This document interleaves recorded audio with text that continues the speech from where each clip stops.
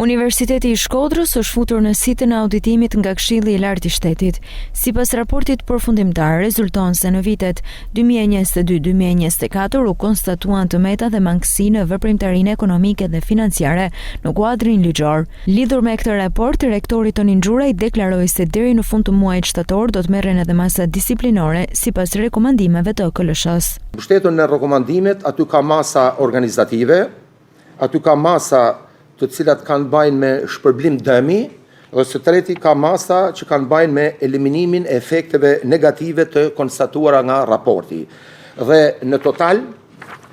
mbështetur në 3 masat më sipër, dëmet apo humbjet që ne kemi, edhe pse nuk janë gjitha të institucionit, sepse ka firma të cilët kanë realizu punime, po që nuk i kanë përmushur në kohë, dhe natyrisht KLSH-ja merret me këto firma dhe kompani, dhe dëmet janë edhe të tyre, pra nuk janë të universitetit ton, por sa sipër dhe mbështetur në këto masa organizative, pra dhe masa shpërblim dëmi dhe efektet negative, totali është 34.779.965 lek të reja. Është një dëm,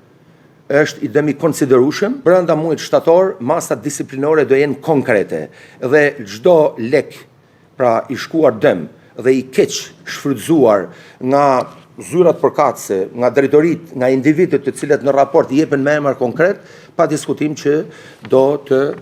mbahet përgjegjësi. Gjatë mbledhjes së Senatit, rektori Xhuraj përsëriti edhe një herë thirrjen për promovimin e Universitetit të Shkodrës tek të gjithë maturantët. Do t'i bëj thirrje maturantëve, prindërve,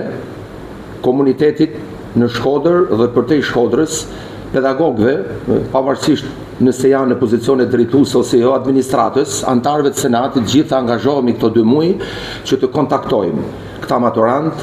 kudo që keni të njohur, të afërm, miq, rrjetin tuaj, pra të profesionale kështu me radhë, që të komunikojnë me këta maturant dhe për programin e ciklit parë, për programet e ciklit parë bachelor, të zgjedhin në Universitetin e Shkodrës, pra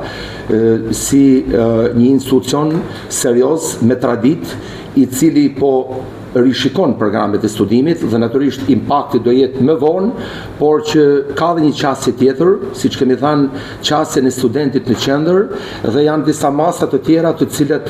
janë të rëndësishme, që duhet i kemi parasysh pse ne do t'i bëjmë thirrje këtyre studentëve që të kenë universitetin ton si zgjedhje të parë. Si vjet fillojmë në Fakultetin e Shkencave Shoqërore me një program të ri, pra program të ri sa i takon në